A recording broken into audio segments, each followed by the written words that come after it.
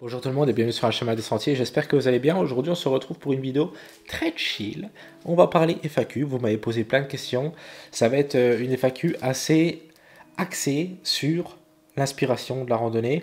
On va parler peut-être un petit peu matériel, je ne sais pas exactement toutes les questions qu'il y a, mais j'ai l'impression que vous m'avez posé assez de questions philosophiques. Alors c'est parti, je vais faire un montage très chill, ok, parce que j'ai envie de prendre mon temps pour parler. Voilà, donc FAQ, avant que la vidéo commence, n'hésitez pas pour soutenir la chaîne, c'est un abonnement, un commentaire, un pouce bleu. Devenir membre de la chaîne, c'est 4,99 € par mois, puis vraiment, moi, c'est ce qui va aider à soutenir la chaîne, c'est ce qui aide aujourd'hui à améliorer la qualité des vidéos, comme vous pouvez le constater depuis quelques montages maintenant. Et puis, voilà, je vous en remercie, code Loïc10 sur yophilisier.fr, voilà, allez, j'attaque vos questions. Les questions, en fait, que vous pouvez me poser, c'est sur Instagram, à Loïc Brichou. Vous venez à Instagram, à Chemin des Sentiers, Loïc Brichou, voilà, vous tapez, et puis vous allez me trouver, voilà, et puis là, ici, je vous réponds personnellement, voilà, des fois j'ai pas le temps, mais généralement, je réponds à tout le monde.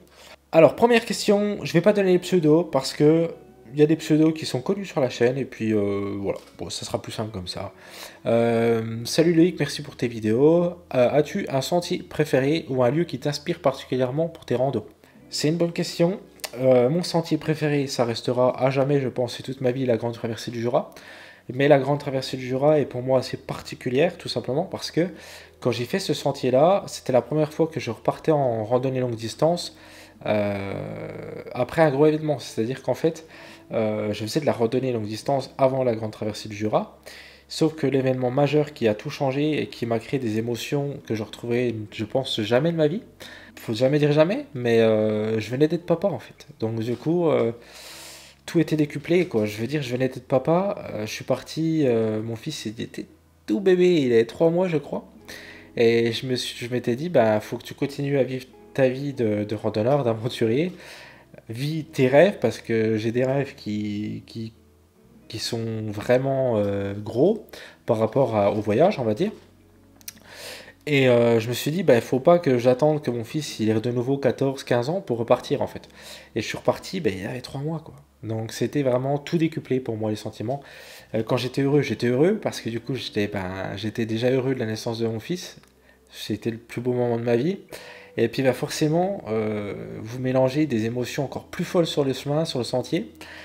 Mais en même temps, quand j'étais triste, j'étais triste. C'est-à-dire que j'étais fatigué après une journée, ben franchement, je me disais pourquoi je fais ça au lieu d'être vers mon fils, nanani, nanana. C'était un sentier qui était très facile, très beau, très joyeux, mais en même temps très difficile et très sombre pour moi parce que je me suis vraiment posé beaucoup de questions.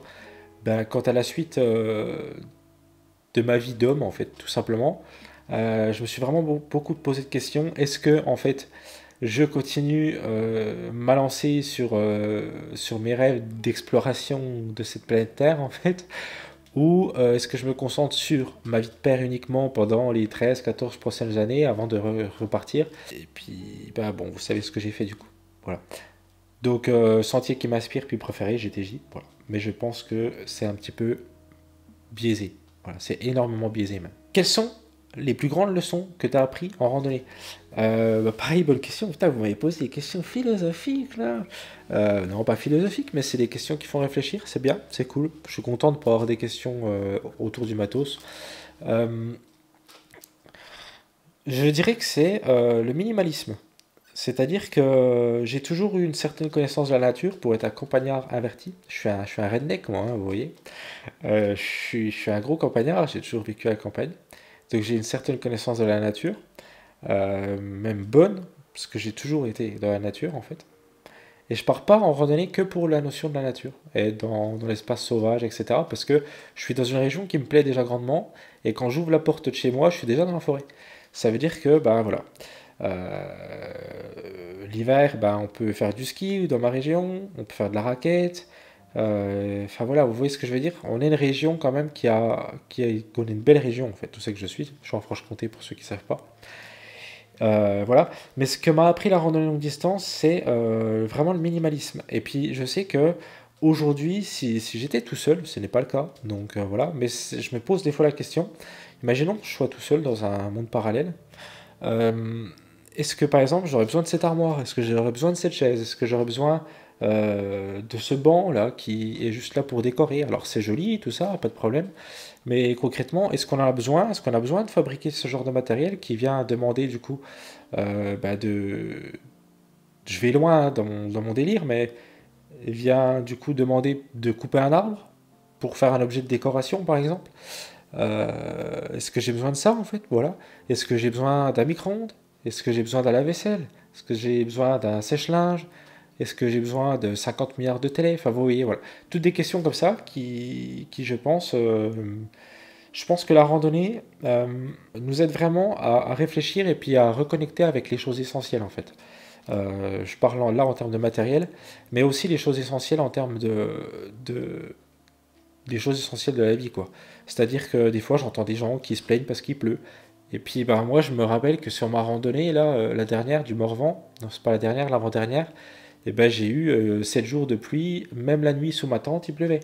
Et puis, ben, en fait, on relativise dans la vie de tous les jours, quoi. On va au travail, il pleut, bah, il pleut, quoi. C'est cool, ça fait partie de la nature.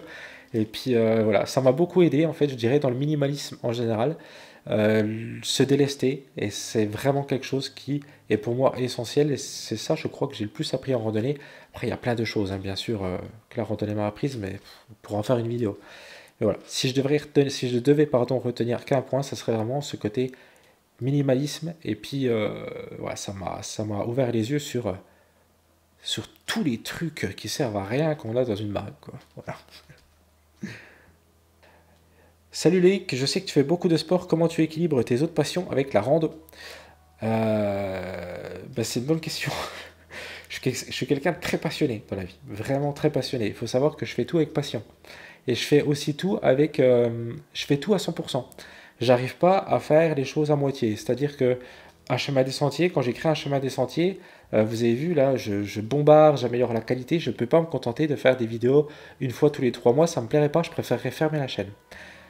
Pour une anecdote comme ça, là je suis en train de reprendre petit à petit mon apprentissage, mais je suis quelqu'un qui adore observer les étoiles. J'adore ça. Prendre mon télescope, j'ai un télescope là-haut, à Dobson, pour ceux qui connaissent, voilà. 150 200, c'est vraiment un télescope pour l'observation des étoiles, j'aime beaucoup. Et bon, ça va aussi avec la nature, hein. En vrai, en réalité, voilà. Et, mais en fait, je suis tellement nul en astronomie. Je suis nul. C'est tellement dur à apprendre l'astronomie que je m'en suis dégoûté. Et là, ça fait plus de 3 ans presque que je suis pas sorti pour regarder les étoiles. Parce que en fait, j'ai beau adorer ça, j'ai beau apprendre, essayer de prendre des livres, de lire des trucs et tout. Je crois que j'ai pas un cerveau pour ça. Et tout ça pour dire qu'en fait, voilà. Donc, comment je fais? Tout simplement, bah, c'est que j'essaie d'être très discipliné sur mes journées. Le sport a une place hyper importante dans ma vie, genre beaucoup trop importante dans ma vie, mais c'est très bien comme ça, hein, ça me cadre. La musique a une place ultra importante, mais aucune passion n'est délestée. Par contre, à certaines périodes de l'année, je vais mettre plus ou moins en avant certaines passions. Par exemple, l'hiver, la randonnée est beaucoup plus en retrait par rapport à la musique et puis à mon sport au quotidien et puis à l'histoire. L'hiver, vraiment, le truc que je fais le plus, ça va être vraiment la musique et l'apprentissage de l'histoire de France, que j'adore, ça me passionne. Et ça, vraiment, c'est les hivers. Le printemps, je commence à... Je fais tout toute l'année, d'accord? Mais il y a certaines périodes où j'accentue plus certaines passions. C'est involontaire, c'est comme ça, c'est la saison qui décide. Mais voilà. Et puis arrivé au printemps, l'apprentissage par exemple de l'histoire de France est vraiment mis en arrière-plan parce que j'ai moins le temps de lire, etc. Et là, je mets plus en avant encore plus de séances de sport. Je commence à mettre encore plus en retrait la musique, même si j'en fais toujours. Et puis, je me concentre sur la rando, sur la préparation de la rando et le sport. Et puis, plus ça va dans l'estival, plus le sport que je fais chez moi est pour la randonnée. Vous voyez ce que je veux dire? Voilà. Parce que, ben, au bout d'un ou deux GR, je fais mon GR d'avril. Après avril, je me dis, ah là, j'ai eu les mollets qui avaient un petit peu de mal, qui avaient du retard sur les quadriceps. Et puis voilà. Bon, bref. Mais voilà comment j'équilibre. C'est les saisons qui équilibrent, en fait. Je vis avec les saisons. Oh putain. Ok, alors, putain, elles sont bien vos questions, c'est cool, franchement. Quel est le plus grand défi que tu as rencontré, la plus grande difficulté en gros de la rando que j'ai eu à faire? Ouais, j'en ai eu plein, je sais pas. Euh, ouais, je sais pas. T'as ta réponse. Non, c'est une bonne question. C'est plus grand défi. Je crois que c'est le renoncement. Le renoncement. Arrêter une randonnée. J'ai jamais arrêté une randonnée encore. La seule fois où j'ai arrêté, c'est le pèlerinage de Vézelay, là, il y a pas longtemps, il y a cette année en fait, parce que j'ai dû rentrer parce que je me suis fait une fracture de fatigue. Mais là, j'avais pas le choix. C'est-à-dire que psychologiquement, enfin, je veux dire, même si je voulais continuer, si j'avais voulu continuer, je n'aurais pas pu parce que tout simplement mon corps avait dit stop. Et donc, quand je suis rentré chez moi, j'étais bien en fait. J'étais pas dégoûté d'avoir arrêté. De toute façon, je pouvais pas continuer. Par contre, j'ai jamais eu encore le cas de devoir arrêter pour des raisons vraiment psychologiques. Vous voyez ce que je veux dire? C'est-à-dire, bah voilà, je brasse du noir, ça va pas, j'en peux plus, j'ai envie d'être chez moi, j'ai envie de voir mon fils, j'ai envie de voir ma femme, mon frère, mes parents, etc. J'en peux plus, j'en peux plus, j'en peux plus. Je rentre. Je crois que c'est ça le plus dur que j'ai eu à affronter, c'est combattre ces mauvais sentiments là qu'on a des fois de les randonnées longue distance. Ça dure pas longtemps, mais c'est à ce moment-là qu'il faut savoir en fait se dire, ben en fait, putain, ça fait des mois et des mois que tu penses être sur ce chemin, et puis là, t'es en train de faire ta pleureuse en fait. Donc profite du chemin, et puis voilà quoi. Tu verras bien, tu verras bien à la fin de la journée comment t'es, et au pire, tu verras bien dans 1 ou 2 jours si ça passe pas, bah, tu rentres chez toi. Et puis à chaque fois que j'ai eu des moments un peu pourris comme ça, c'est toujours revenu et généralement ça passe assez vite, quoi. Voilà. Mais c'est pour moi les moments les plus difficiles que j'ai eu en randonnée à affronter, c'est vraiment ces moments-là, quoi. Après, j'ai eu plus dans le concret et moins peut-être dans le côté mental. J'ai vraiment eu des galères, hein. Par contre, j'ai eu des galères de matos, quoi. J'ai eu la Lunar Solo qui a fui sur le GR30, j'avais de l'eau dans la tente, parce que elle est vieille, c'était une vieille tente. J'ai eu ma vieille tante. J'ai eu des problèmes d'un arbre qui est tombé juste à côté de ma tente pendant une grosse tempête sur Saint-Jacques-de-Compostelle. Je me suis fait agresser sur Saint-Jacques-de-Compostelle, voilà, à Cahors. Voilà, ça c'est des grosses galères aussi que j'ai eues, mais je trouve que c'est moins difficile à gérer que des galères mentales, quoi. Voilà. Voilà un petit peu. As-tu des conseils pour quelqu'un qui débute? Bon, il y a les guides de la randonnée. Voilà. Euh, Quelle est ta prochaine rando? En septembre. Ma prochaine rando. C'est surtout un rêve de gosse. Je vais dans un nouveau pays, avec le brother. Ça va être vraiment un truc de fou. Et on va vous faire un film aux petits oignons, là. J'ai réinvesti dans du matos vidéo. C'est pour ça aussi que si vous voulez soutenir financièrement, ça aide moi à investir dans du matériel vidéo pour que vous ayez aussi des meilleures vidéos. Donc c'est donnant, quoi, en gros. Mais là, j'ai réinvesti encore 100 balles, là, 100 euros, dans du matos vidéo pour le projet qu'on a en septembre. Ça viendra bientôt de toute façon, d'accord, mais je peux pas dire. Sachez juste qu'on va traverser un pays, quoi. Voilà. Et puis ça va être vraiment fait. Vraiment, vraiment, vraiment fait. Quel est le sentier qui t'aspire le plus ou que je voudrais faire en gros? Attendez, je bois un petit coup. Il y en a plein, mais il y en a plein mais pour différentes raisons. Et il y a aussi des sentiers que j'aimerais beaucoup faire seul et d'autres sentiers que j'aimerais beaucoup faire accompagné. Voilà. Et il y a aussi des choses que j'ai envie de faire sur la chaîne YouTube. Mais qui n'ont pas du tout de rapport avec la randonnée. Voilà, ça a des rapports parce que c'est la nature et puis c'est de la longue distance, mais c'est pas de la randonnée. Parce que j'ai envie de tester plein de trucs, voilà. Mais ça viendra sur YouTube, mais pas maintenant. Mais ça viendra. On va dire que là, au court terme, c'est-à-dire 2025, parce que la saison 2024 là va se terminer par un projet de fou. Mais j'aimerais bien, moi, mon plus gros délire dans la vie, ça serait, euh, j'aimerais beaucoup traverser l'Islande ou faire le tour de l'Islande. À voir. Voilà, ça je pense que ça arrivera assez vite sur la chaîne. 2025, un truc comme ça. Voilà, si j'arrive à mettre l'argent de côté. Voilà. Ça j'aimerais beaucoup vous proposer voilà, un film sur le tour de l'Islande, la traversée de l'Islande. Tout ce qui est pays nordique en fait en général, hein, pays du Nord. Mais on va dire que voilà, tour de l'Islande c'est quelque chose que j'aimerais beaucoup partager avec mon frère par exemple. J'aimerais aussi beaucoup faire une randonnée au long cours en Alaska. Ça me donne énormément envie, ces paysages de fou furieux là. Voilà, mais il y en a plein, vraiment, vraiment plein, vraiment plein. Ça, c'est pour les randonnées que j'aimerais partager. Seul, j'aimerais beaucoup faire un grand trail américain. Seul. Ou accompagné, hein. Mais dans l'idée, vu que c'est des trails où il y a énormément de monde, de partir seul, ça permet de faire des rencontres assez facilement. Donc je sais pas lequel, mais ce serait pas le P-City ni le CDT en fait, c'est les plus connus, mais c'est pas ceux qui m'attirent le plus. Ça serait peut-être plus des. Moi je sais que je suis vachement attiré par l'Arizona Trail par exemple. L'Arizona m'attire beaucoup, ça a l'air vraiment beau. Le Florida aussi, voilà. Donc c'est traverser de l'Arizona, traverser de la Floride.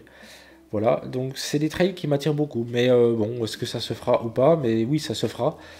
Tout ça, c'est des trucs qui sont prévus sur la chaîne, d'accord? Qui sont dans mon cerveau, qui sont prévus, qui sont en projet pour la chaîne YouTube. Mais ça coûte vachement de thunes, donc c'est tout une question de pognon en fait, hein, de toute façon. Ce monde, franchement, c'est toute une question de pognon. Donc voilà, un petit peu pour les projets en solo. Des grands trails américains, et puis ben, Andio, Islande, Alaska, Norvège, Suède, enfin tout quoi. Voilà. Voilà. Mais l'autre projet aussi que j'ai par rapport à la marche, vraiment énorme projet, mais ça sera un projet quand j'aurai, je pense, 45, 50 ans. Donc c'est vraiment loin, parce que je veux que mon fils soit très grand lorsque je réaliserai ce projet. C'est d'aller à Jérusalem à pied, voilà, donc en partant de chez moi, faire un pèlerinage jusqu'à Jérusalem à pied. Parce que la foi a une place énorme dans ma vie, donc forcément j'ai envie de partir à pied jusqu'à Jérusalem. Si souvent avoir fait le tour en France, est-ce que ça veut dire que tu ne feras plus de GR du tout ici? C'est une bonne question. C'est vrai que les plus assidus sur la chaîne ont remarqué que je parle beaucoup d'autres choses. Parce que en fait le truc c'est que sur Instagram je parle plus. Hein. Ça vient d'Instagram, toutes ces questions et tout. Le truc, c'est que c'est vrai qu'en France, maintenant, j'ai fait le tour de pas mal de trucs que j'avais envie de réaliser. J'ai un projet que j'ai annoncé que pour les membres, donc si vous voulez aller voir, vous pouvez y aller. Mais moi, dans l'idée, je continuerai toujours à randonner en France et à vous proposer du contenu et de la découverte de GR. Avec la chaîne YouTube, là, Chemin des Sentiers, mon idée, c'est de faire tous les GR de France. Hein. Qu'on se le dise, je suis un matraqué. Quand je dis que quand je suis passionné, j'y vais à fond, c'est à fond. Mon idée, c'est de faire tous les GR de France, même les plus pitoyables et les plus pittoresques. Voilà, on va pas exagérer. S'il y a des GR qui sont limite parallèles, on va pas. Voilà. Mais bon, dans l'idée, voilà. Et non, donc non. Pour répondre à la question, mes énormes projets, disons que j'ai plus d'énormes projets en France. Voilà. Pour être plus clair par rapport à ça, c'est vrai que des fois j'utilise des mauvais termes, mais je n'ai plus d'énormes projets comme je l'ai eu par le passé en France. Il me reste en gros, en grande randonnée en France, qui pourrait vraiment encore être des gros projets, on va dire, ça serait le GR10. Ou la HRP, mais GR10 HRP, quoi, voilà. Sauf que le truc, c'est que c'est des projets pour le moment qui ne m'attirent pas du tout. Donc, c'est pour ça que je dis qu'en France, ce coup-ci, j'ai fait un petit peu le tour. Le GR10, par exemple, c'est pas quelque chose que j'ai rayé, d'accord? C'est quelque chose que forcément je ferai un jour ou l'autre, mais pour le moment, qui n'est pas du tout prévu. Mais quand je vous dis pas prévu, c'est pas prévu pour le moment. C'est-à-dire que je pense pas. Voilà. Bon, après, ça se trouve, je vous dis ça, puis en 2026, je suis sur le GR10, on ne sait jamais, mais voilà, c'est pas prévu pour le moment. Donc en gros, en France, il y a forcément encore plein de GR qui me plairait de faire, mais c'est pas des trucs, des énormes projets. Vous voyez ce que je veux dire? J'ai plus des grosses traversées de prévues, comme la grande traversée des Vosges, des choses comme ça. J'ai, on va dire, un dernier gros projet à réaliser en France, et c'est dans les Alpes. Ça serait de faire en fait la traversée de Beldon enchaînée avec une traversée des Écrins, enchaînée avec la traversée du Mercantour. J'aimerais beaucoup réaliser ça l'année prochaine. Et ça serait du coup le gros projet de 2025 en solitaire. Voilà. Et puis en petit GR, j'aimerais bien par exemple vous faire le GR 465 qui part de Murat jusqu'à Conques, voilà, donc qui part du Cantal. Voilà, ça c'est un GR qui me plairait bien. J'aimerais beaucoup aussi vous faire le GR 34 dans son intégralité, donc pourquoi pas par portion tous les ans, mais c'est un GR que j'aimerais faire sous la flotte, donc en plein hiver. Ça c'est des GR que j'aimerais bien faire l'hiver, par exemple le GR 34 et tout. Ça doit être vachement cool. Ça doit être chiant hein, parce qu'il pleut, mais ça doit être vachement stylé quand même. Donc voilà, moi j'ai plein d'idées comme ça, mais c'est pas des projets de fou quoi. Enfin si, c'est des projets de fou, mais pas de longue distance. Voilà. Un petit peu pour répondre à ta question. J'espère que cette vidéo elle vous a plu. Je vous dis à très bientôt, n'hésitez pas à vous abonner, etc. On se voit dimanche, je crois. Non, au mercredi. Bon, je sais plus. Bref, pour le guide de la randonnée sur les accessoires pour les sacs de couchage. Voilà les potes. Allez, salut!